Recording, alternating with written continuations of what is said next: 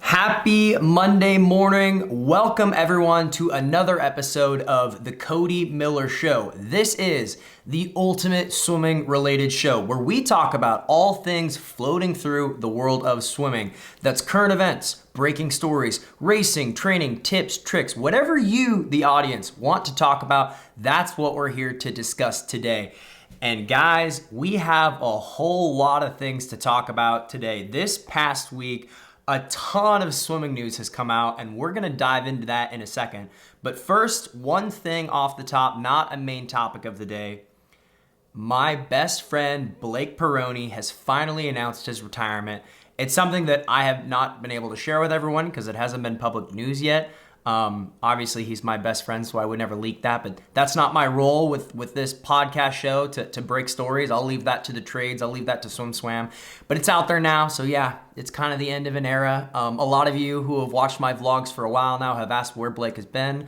Well, he recently had surgery. He's been rehabbing his knee, but he's been, it's his time. He's ready to be done. So multiple Olympic gold medalist, two-time Olympian Blake Pieroni, the first man to ever break 130 in the short course yards 200 freestyle, has officially retired, but he'll still be around. He'll be back. We're gonna do some podcasts together. He's still gonna be involved in the swimming world, but you will not see him on another Team USA trip unless I can convince him to come out of retirement. We'll see. But anyway, so with that out of the way, before we dive into our main topics, this week was a rough week for me. As I said in my vlog, I have committed to getting back into shape, to training more regularly.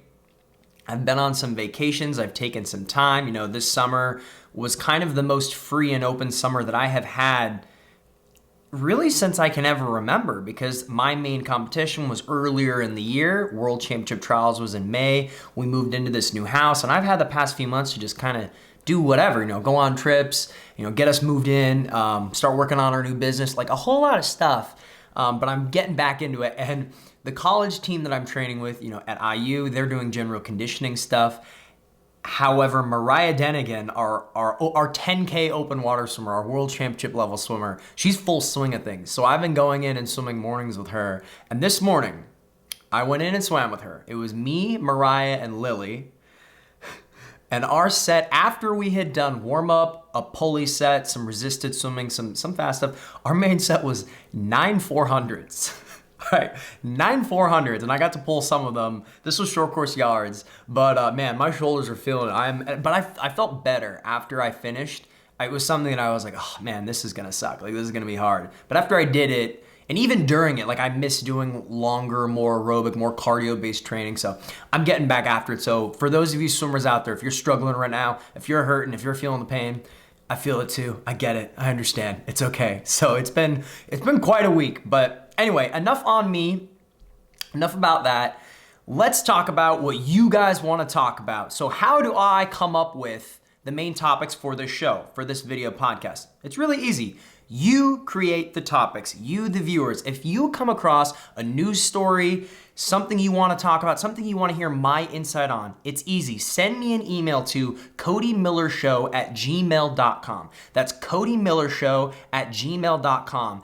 And you might possibly see your question or topic answered here as a main topic on the Cody Miller Show. But guys, please keep your email submissions relatively short. As you can see, I like to put up the text on screen so that you can see them, and I need them to be able to fit on screen. And please put the topic of your question or subject in the description line of the email so that I know, because I get a lot of emails. I greatly appreciate all the emails you guys have been sending me. Really, really do. I enjoy it, but there are a lot, and I can't always get through everything, so please help me out with that. So with that out of the way, let's go ahead and dive into our main topics today. And our first main topic today comes to us from Gabriel from Arizona. And Gabriel writes, "Holy buckets, Cody. Did you know about this and not tell us? I can't believe it. Simone Manuel is moving to ASU to join the Star Pack training group. Is this a good move for her? After what some people would consider a disappointing Tokyo Olympics, can she get back on her A game?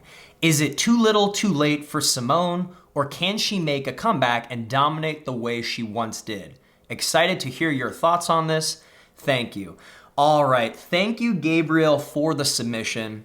And yes, first of all, yes, I knew this was coming. Yes, I've known this was coming for a while. But as I said at the top of the show, I'm not a breaking news guy. That's not what I do. Unless someone comes to me and wants to break something, whatever the heck that would be, sure. But I'll leave that to SwimSwam, okay? And so yeah, of course, like the swimming world, especially the elite level, I still train with a lot of very elite swimmers that are very interconnected in this world. It's a small world. Yeah, we've known, but that's neither here nor there. The big question that you raised, was her Olympics disappointing? By some people's standards, yes. And I would go ahead and say by her standards, it was disappointing.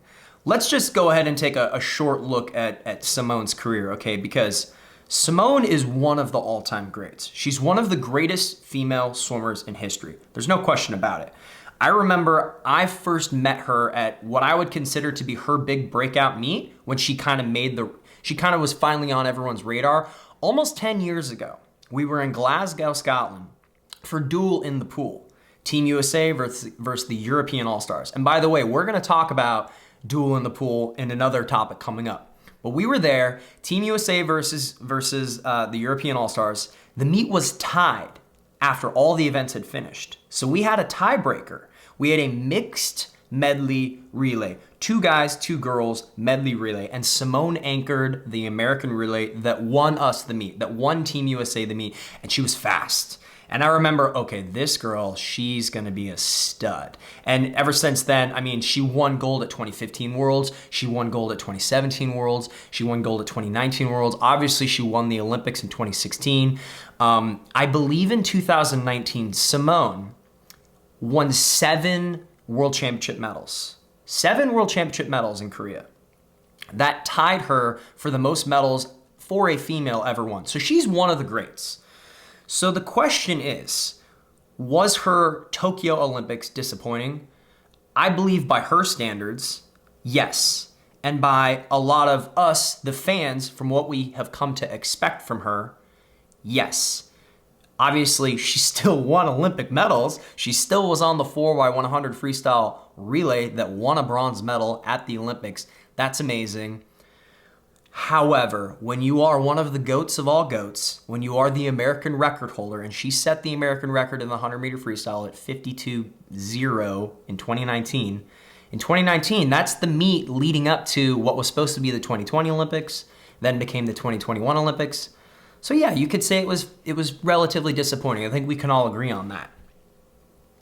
Can she make a comeback? Well, she's 26 years old. So for a female, she is getting older. Traditionally in the world of swimming, you see females peak at a younger age. So have we seen peak Simone? Will we ever see her go another lifetime best again? Or a more important question, will we see her on top of the individual medal podium again? I don't know. I will speculate and say it is unlikely. It is unlikely. It is very unlikely. I think that there is so much up and coming talent, looking at where the field is now, looking at who is being crowned champion now and the times that are being swum now as we lead into the Paris Olympics. It is unlikely that Simone reclaims gold or reclaims a spot on that podium. Obviously, I'm rooting for her, but I guess we'll see. I will say that I had dozens, and I mean dozens of email submissions from you about the circumstances of Simone's disappointing Olympics. She was diagnosed with overtraining syndrome. And now she's moving to swim for Bob Bowman, who is very famous for training athletes a lot. Some of the submissions were very funny. Some of the jokes that have been made are very funny. There's just no way around that. Like, it's just funny. You've just got to be able to laugh at it. The whole overtraining thing, look, I'm not going to get into that. I don't know. I don't know what happened to Simone leading into the meet. I could speculate. I think that the whole buildup of her being built up to, make the Olympics again and win medals again, being that she was the fastest American ever and she had done so well in the years built in the years leading up to that Olympics, all that pressure, all the media attention, all of the appearances and the things she had to do outside of training in the build-up for that was probably a big factor. Generally speaking, we see athletes the year before the Olympics do exactly what they're going to do that following year as like a test run, right? From a training, competition, all that stuff. So listen, there's a whole lot of things, but the bottom line is, I don't think Simone is going to be swimming for Bob Bowman much at Arizona. I could be wrong about this. However, she is she is a sprinter. I believe she trains mostly sprint and a little bit of lower middle distance. So she would likely swim mostly in the sprint group. And they've got a lot of sprinters there now, especially some very amazing sprinters, like my good friend, Olympic gold medalist Ryan Held is there now. Olivia Smoliga just moved there. Ryan Held is a guy who's full-time sprint group, always sprint group, doesn't really do a whole lot of doubles, if ever. Olivia Smoliga might float that line into middle distance here and there. And I'm not so sure about Simone. I don't know what her regular cycle is like, what her volume is like, but I'm just speculating here that she'll probably be swimming in the sprint group for, I believe, the sprint coach's name at ASU is Herbie Bem. I think that's how you say his name. So anyway, those are my general thoughts. Can she top the medal podium again? Who knows? Time will tell. Is this a good move for her? Excellent question. Yes, this is probably a good move for her because, coming off of being at Stanford at one place for so long, it's sometimes really good and beneficial for athletes to have a breath of fresh air, get into a new environment with different people, with different coaches, have a little different perspective. Sometimes changing things a little bit is exactly what an athlete needs, and they do extraordinarily well with that. Time will tell. It's going to be interesting to see. But what do you all think? Do you think Simone can make a massive comeback at 26 years old? She'll be 28 years old at the Paris Olympics for a female sprinter. It's going to be interesting. Let me know in the comment section below. What do you all think? And thank you again, Gabriel, for that submission. And now let's move on to topic number 2. And topic number 2 comes to us today from Anna. I'm going to say Anna from Iceland. And Anna writes, "What's up, Cody? Longtime vlog follower. I love the new show. My question is about Kristof Milak. After his tough 100 fly, 200 free double at the European Championships, Milak said in an interview, 'I need to train a bit more.' My question, how could a guy who just recently set the world record in the long course 200 fly possibly think he needs to train more? Does he need to? What could he do better? Can't wait to hear your thoughts." Okay. Yes. Thank you for that submission. And man, oh man, Kristof Milak has been on a tear, a righteous tear.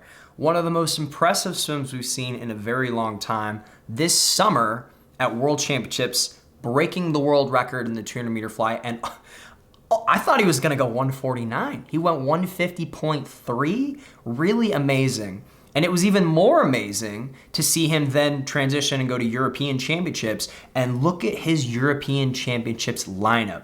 This was nuts. So I'm going to pull this up here, but obviously what made the headlines was, as you said in your question, the 100 fly, 200 free double. So in the finals of like night 3 or 4 of European Championships, 10 minutes apart, he swam the 100 fly and went 50.3, amazingly fast, and then 10 minutes later had the semifinal in the 200 free, and he went 147.37. So he kind of fell off there because in the heats of the 200 free, he went 146.2. So he was substantially slower. So that definitely hurt him. We saw he was mortal in that moment with that tight turnaround. Very few athletes have been able to do turnarounds that close together at high-level competitions back-to-back extremely well. But just look at this lineup, like how versatile he is. I mean, the first event he swam was the 4x200 relay. He had the fastest leg in the final at a 144.4.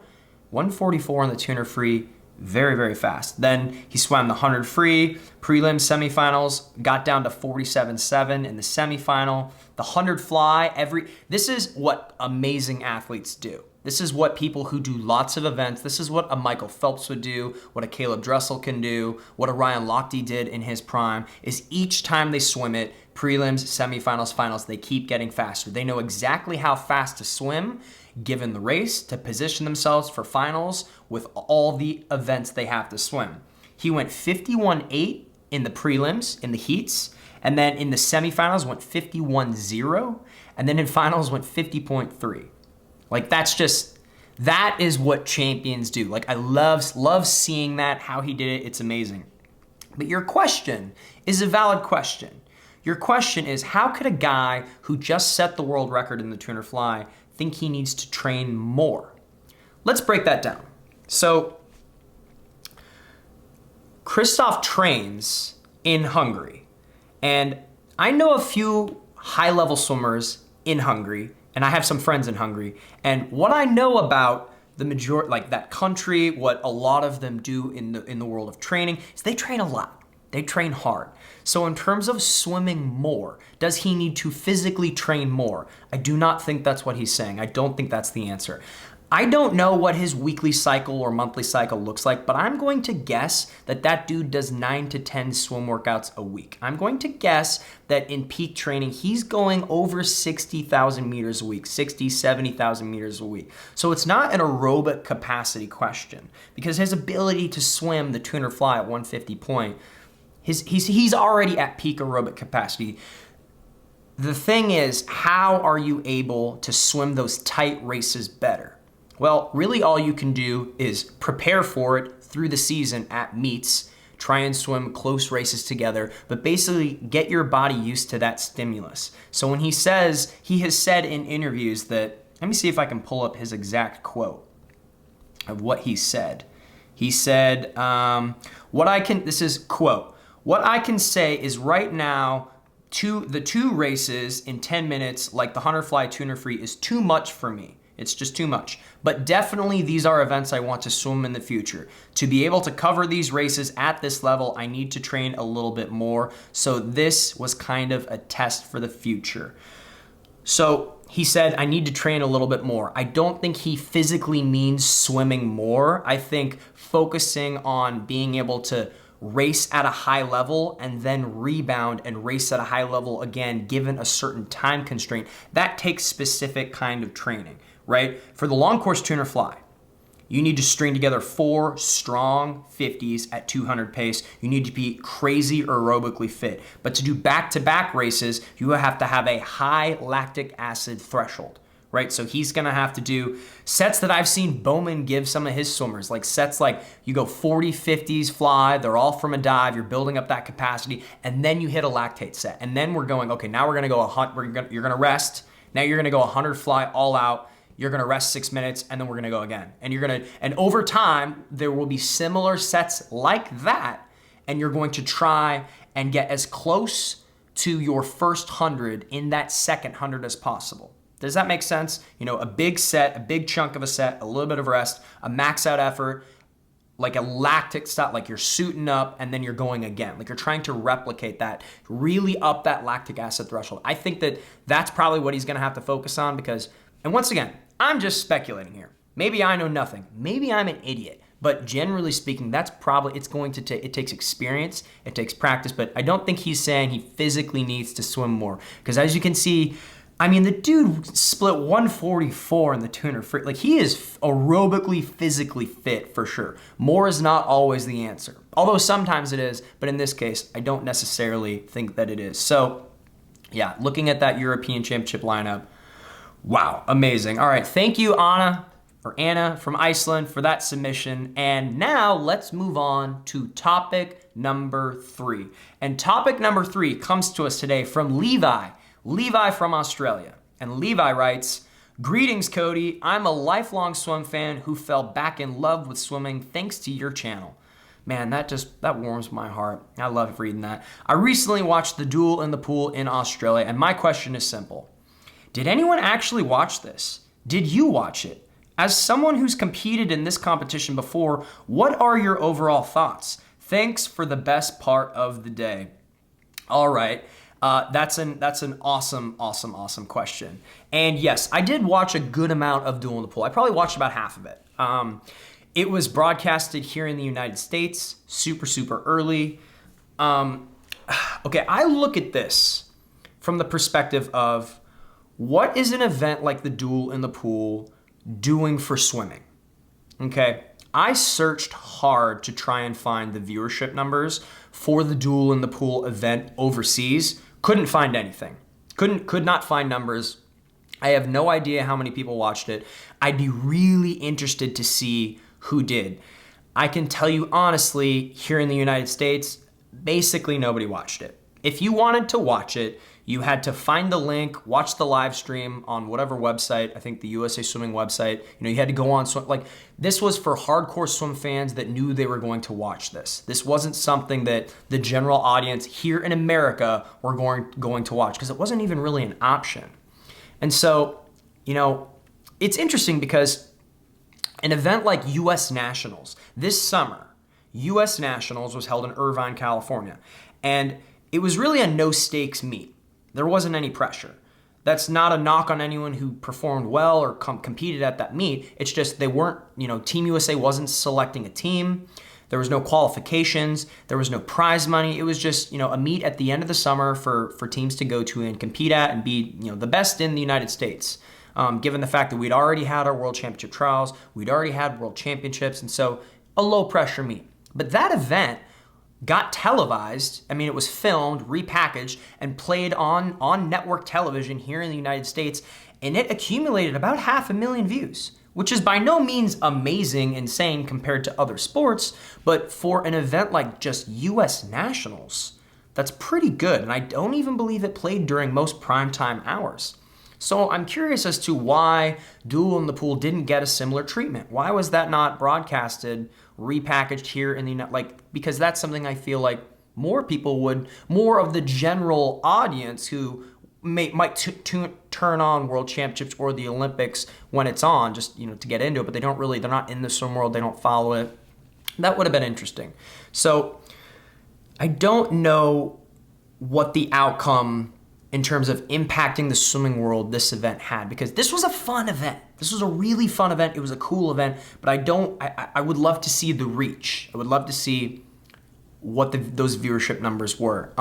From the looks of it, the event looked packed. It looked packed. And from what I've heard from people who competed there, I have friends that swam there, they all said it was one of the most intense, exciting competitions that they'd been to in a very long time. I remember reading some of the swim swam previews leading up to the event, and on paper, the Australians looked much stronger. It looked like the Australians were going to have, not necessarily a blowout, but we're going to have a fairly easy walk through the park in winning this meet, and Team USA ended up winning the meet, which was really interesting, and obviously that comes down to the format. This was not a traditional swim meet. This was not an ISL style meet. This was not a traditional World Championship lineup meet. I mean, just look at some of the events they did. The mixed 400 medley relay. They did skins of all the strokes. They did the broken 800 freestyle, broken events. I gotta say, some of the standouts from Duel in the Pool. The 800 broken. That was really cool. They did a 300 from the blocks, reset, a 200, reset, a 200, and then finished with a 100. And watching the women's race, I mean, Team USA's Bella Sims finished that 800 in a 56.3 in the 100 free at the end of an 800. And it's not like there was there's not a lot of rest. So, I mean, seeing stuff like that was really, really cool. It was really exciting watching skins. Seeing Shane Cassis, who I talked about before, go 50-point in the 100 fly.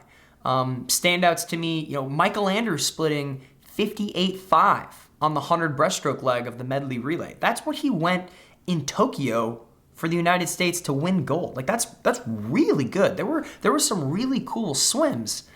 However, I will say, as someone who loves events like this and finds them very interesting, the scoring made no sense. I mean, aside from 1, 2, 3, 4 points based on placement, they had all these other wacky rules that just didn't make any, I just didn't understand, didn't know, why were certain events worth so much more? That was kind of confusing. So imagine the normal viewership audience not in the swimming world experiencing something like that? Like what is happening? So it comes back to, like I said at the beginning of this rant, where does an event like this, or what is the impact of an event like this on the swimming world? Because we want the sport to truly realize its potential. We want the sport to grow. We want more viewership. We want more fun events. We want more prize money. We want all these things just for everything to just be better. And I don't know if this event moved the needle forward anymore.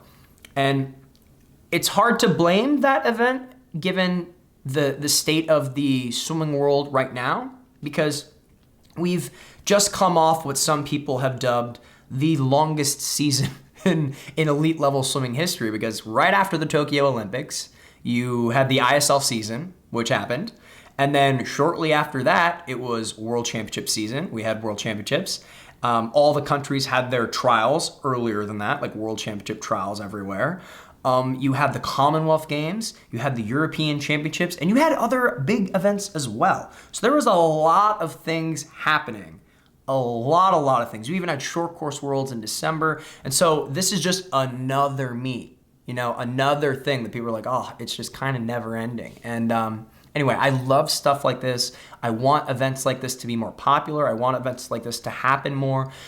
But is it doing its job pushing the needle of swimming forward? Like, how does the general audience view something like this? Is it interesting? Is it beneficial?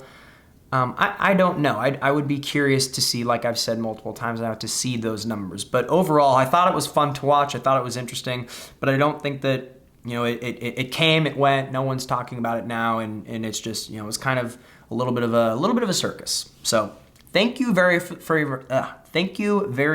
for the question. What do you all think? Did you watch the duel in the pool? Were there any standouts? What did you find impressive? What did you find meh? Let me know in the comment section below. What am I missing? Are there viewership numbers out there that I can't find? Please let me know down below. And thank you, Levi, for the submission. And now, let's move on to our next question. And our next question today comes to us from Amelia. Amelia from Toronto, Canada. And Amelia writes, "Hey, Cody. I know this is a swimming-based show, so let's get to the meat of this." All right, I see what you did there. I like the pun. All right, okay. The Big Ten Conference just signed a record-setting TV deal worth over $1 billion annually. How do you think this will affect the Olympic sports like swimming in the NCAA? I hope to hear your thoughts on this. You are my son's favorite swimmer. Keep on the great content. All right. Thank you so much for the question. And yes, this news broke a few weeks ago. And I have been reading more and more about it as time has gone on, because this is a massive thing. Like a massive deal. And we're going to talk about this through the lens of how this affects Olympic sports and the world of swimming, which is a great question. Let me pull up the release here. It says, sifting. Okay, right here. So this comes directly from, this is an article on SwimSwam, and it says, the Big Ten announced Thursday, once again, this was a little while ago, that it signed the most lucrative media rights deal ever for a college conference. I cannot state how crazy that is. Reaching a 7-year TV agreement with Fox, CBS, and NBC that averages out to be more than $1.1 billion annually. So this is actually like an $8 billion deal. So how does this affect the world of swimming and Olympic sports? That is the question, and it's a great question. And I will explain right now, very basically, how this all works. And most people in high-level swimming and in the NCAA system understand this, but not everyone does.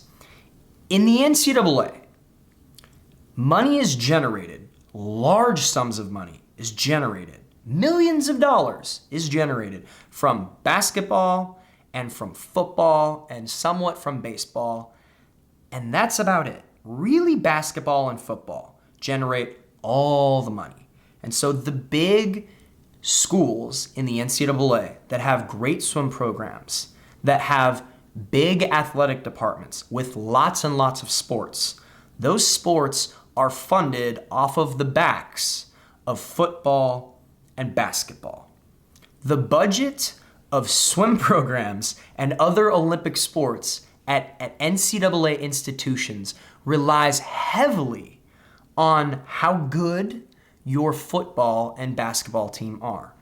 The younger audience may not know this, but the world of swimming does not generate money in the NCAA. Yes, there is a TV distribution deal here in place with the NCAA for those sports as well, but overall, like when a school like an Auburn or an Indiana or a Michigan, when they have a program and they have a budget, they have to pay coaches, they pay salaries. Sometimes they have to spend money on renting lane space. Most of those places have their own pools, like we have our own pool, but there are a lot of expenses, travel expenses, all the teams, the scholarships for those programs, all the money that goes into those athletes to train them, to feed them, to take care of them, to take them to high-level competitions, to outfit them, to give them gear. All that comes out of a budget. And that budget comes from the money that is generated by the athletic department.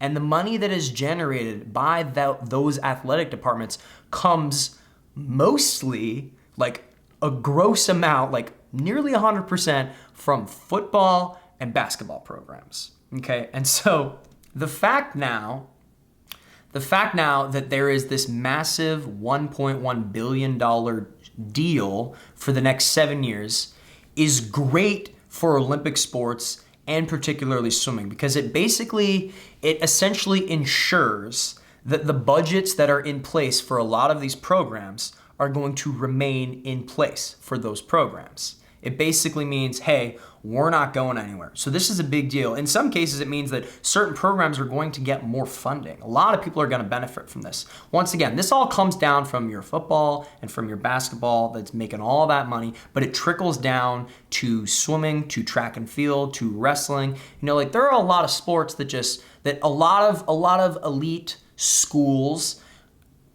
like women's volleyball, for example. And I love the women's volleyball. We went to a lot of women's volleyball matches when I was in school. We took recruits to them. They're a lot of fun. And those girls could crush me. They're really big and tall. And, however, they don't really generate any money. And neither do the swimmers, right? Like, we're lucky that universities have structured things in a way that the budget that they get from the sports that do make money, it gets allocated to the other sports as well. So when you have healthy, big sports, like big money-making sports, it benefits everyone.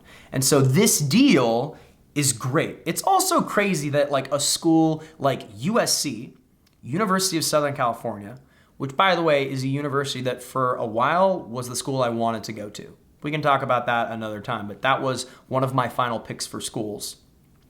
But USC is going to be a part of the Big Ten Conference. Typically speaking, conferences across the NCAA have been based off of geography, which is why, for example, the Big Ten Conference, which is the conference that I swam in, has Indiana, Michigan, Wisconsin, Michigan State. Like, it's all because we're all in this area together, right? The SEC has those southern schools, right? That's where Georgia is. That's where Auburn and Alabama, like that all makes sense. But now you've got a school in California that is joining the Big Ten, and it's all because of money, right? It's all because that's where the streaming is. It's all because, and that makes sense. Like, that's fine. Like, that's the way the world is no longer really based on geography anyway. It's more about this kind of stuff. That's a whole nother conversation. But it is very, very interesting. But this, bottom line, is going to help swimming programs across the country, for the most part, at least for the next 7 years, while this kind of deal is in place. And then after that, who knows? I guess we'll see. But that's my take on it. What do you all think? Am I missing something? Am I an idiot? Am I getting something wrong? Is there something that we should talk about that I didn't cover? Let me know down below. And thank you once again for that question, Amelia. Okay, Tristan from San Francisco. And Tristan writes, "Greetings, Cody. My question is about Olympic medalist Kieran Smith. He recently confirmed that he has officially turned pro and will not use his final year of NCAA eligibility. Why would he do this? Is this a smart decision? And what do you think the benefits of his decision are? Is this partly a financial decision? I really hope you answer my question. P.S. I hope I have the opportunity to race you someday at a Masters competition. All right. Thank you so much for that question. And yes, Kieran Smith, one of my favorites, is turning pro and is not returning to swim for the Florida Gators this NCAA season, along with his teammate, Olympic gold medalist Bobby Fink, is not taking his 5th year. Now, there's an important distinction to be made here. It's not like Kieran didn't swim 4 years in college. He did. We just had the COVID year, his senior year, where everything was a wash, there was no competition, and he's just decided not to take his 5th year. So it's not like he did, and he's still training in Florida. He's staying in Gainesville. He's going to keep training for Anthony Nesty. He's going to stay a part of that crew. It's just he's decided to go pro. And let me pull up his exact words. He said in an interview, "I want to focus on the pro schedule. In college, everything is built around that one meet in March, NCAAs. At this point in my career, I want to focus on long course and I want to swim at international meets. I intend to race at the World Cups. Nothing's confirmed yet, but that's the plan." He also says, "I'd like to swim at Short Course World Championships in Australia," which I believe is this December. "If selected," he's going to get selected. "A lot of people don't know this, but I was born in Sydney. I never got the citizenship. I've always been a U.S. citizen, but I've wanted to get back home because of that fact. I was born in Australia." Says, "Turning pro for me really is about focus. It's entirely about the pro schedule and training for international competition." So those are his exact words. And yes, if you were to ask me when the ideal time, and this is most of the time out of people's control, but when the ideal time for an athlete to maybe forego their NCAA eligibility or graduate from college and move on and transition into the pro realm, when would that time frame be through the lens of the 4-year quad, right? Every 4 years leading up to the Olympics. When would that be? In my opinion, this is the perfect move for him because right now we are 2 years from the Paris Olympics. And ideally, I would say, the year before the Olympics, athletes want to hammer down exactly what they're going to do from a training and competition schedule for that year. They want to hammer that down and then replicate it after success the year of the Olympics. So he, like he said, wants to compete internationally, wants to focus on long course, and wants to be successful for a full long course pro season for a year before he leads into the Olympics that following year. That, for me, would be the ideal formula. Fortunately for me, that's what happened. I mean, for me in my career, I finished my collegiate season in 2014, and then I had 2 years until the Olympics. So I had 1 full year as a test run as a pro, looking at the pro schedule, what international meets I was going to compete in, what pro series meets I was going to compete in, how things change. I had a trial run for that first year, which ultimately made me better for the year of 2016. And that's exactly what Kieran is doing. And that's great. Now, not everyone has the option to do that. Not everyone chooses to do that. You never know. Every athlete is different. But that to me makes perfect sense. And by the way, I love Kieran. He's the man. I actually swam with his older brother. His older brother Grayson. I was at his wedding just a few months ago. But his older brother Grayson and I swam together in school, and I even recruited Kieran way back in the day, and he ended up going to Florida, and clearly it worked out really well for him. But I love that kid, love those guys, and I want to see him be successful. And I mean, he is probably most well-known here in the United States for being the fastest 500-yard freestyler ever, 4:06.32.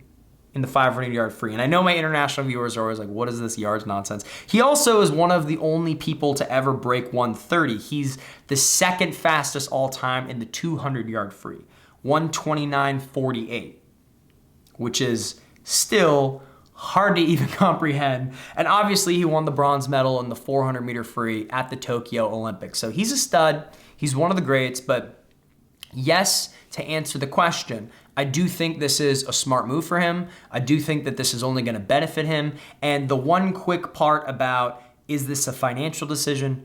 No.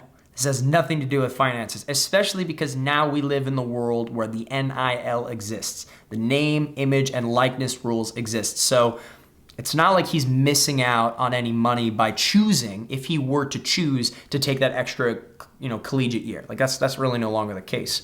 This is definitely about optimizing this year before the Olympic year, which seems like a smart move. So what do you all think?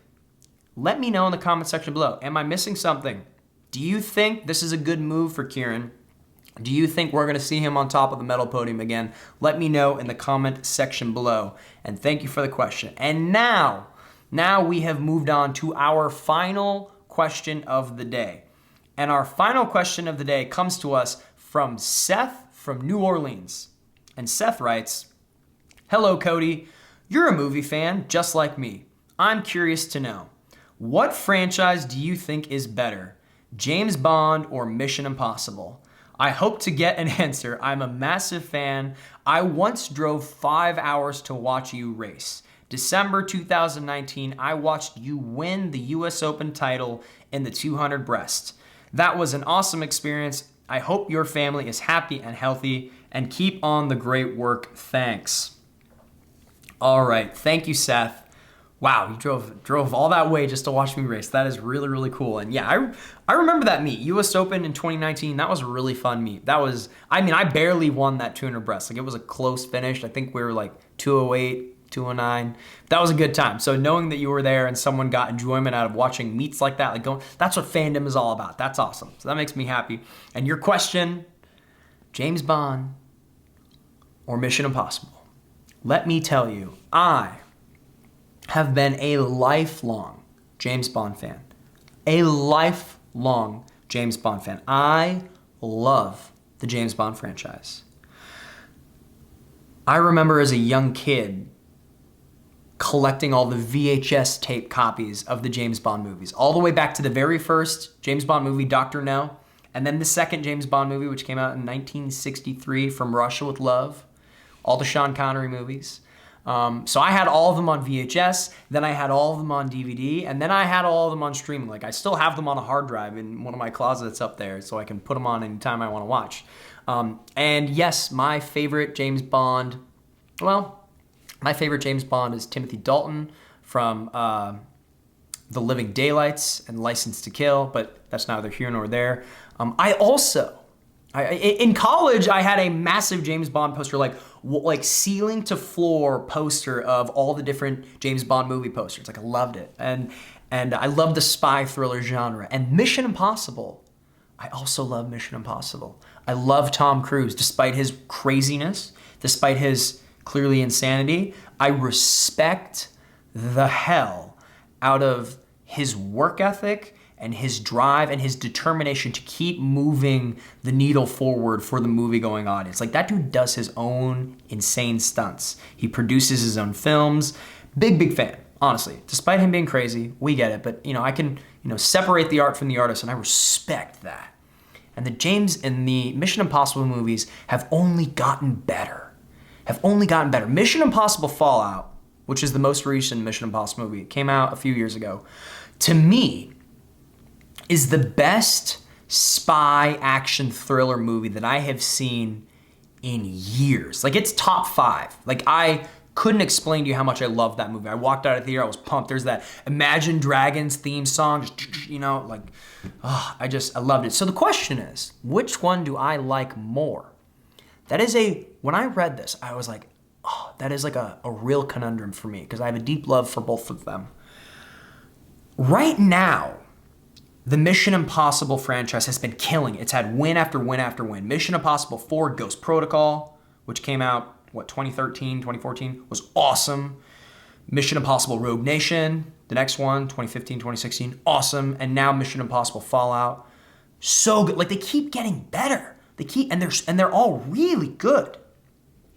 And the first 3 are pretty good as well. So there's obviously way more James Bond movies, but recently I've been a little more disappointed in the James Bond movies. Like, the most recent James Bond movie I did not love. did not love. I really liked Skyfall, although it had its issues. I loved Casino Royale. Guys, Daniel Craig is the James Bond of today. He's the actor who plays James Bond. He just had his last James Bond film. He's had a number of James Bond films. It bums me out to my core that his best James Bond movie was his first James Bond movie nearly 20 years ago. Casino Royale came out in like 2004, 2005. And it's maybe 2006. Either way, it doesn't matter. Amazing movie. Amazing movie. Like, phenomenal movie. But it was his best one. Every movie after that was not as good, and that's a bummer. So, I've got to say, if I could only ever watch one franchise again, I would say James Bond. Because there's way more, and there's a lot of films in that franchise that I love. But right now, the Mission Impossible franchise is better. And I watched the trailer for the new Mission Impossible movie that comes out next year. Which, by the way, why would they release a trailer for a movie that comes out a year later? Like, that just bothers me. Like, now I'm just mad I have to wait a whole year. You know, it's dumb. But nevertheless, the trailer is awesome. The Dead Reckoning trailer is awesome. And I cannot wait for that movie. So, right now, the Mission Impossible franchise is better. But if I had to choose just one, I would probably choose James Bond because of my love for all the films I watched growing up as a kid. I just loved the Sean Connery, the Roger Moore films. Like, I loved those. I really, really do.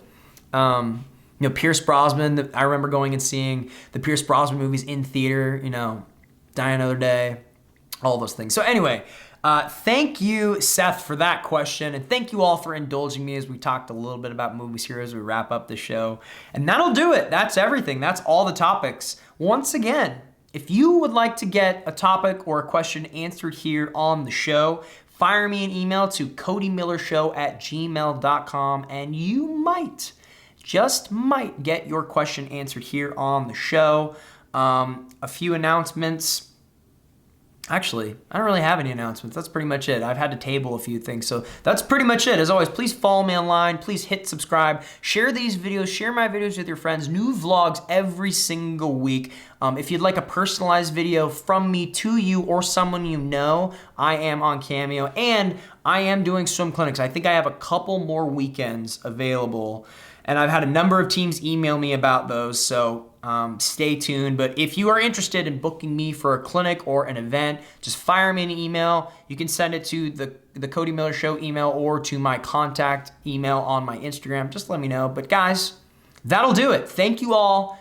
If you made it this far with me, thank you all. Hope you enjoyed this. And until my next video, I will see you all later.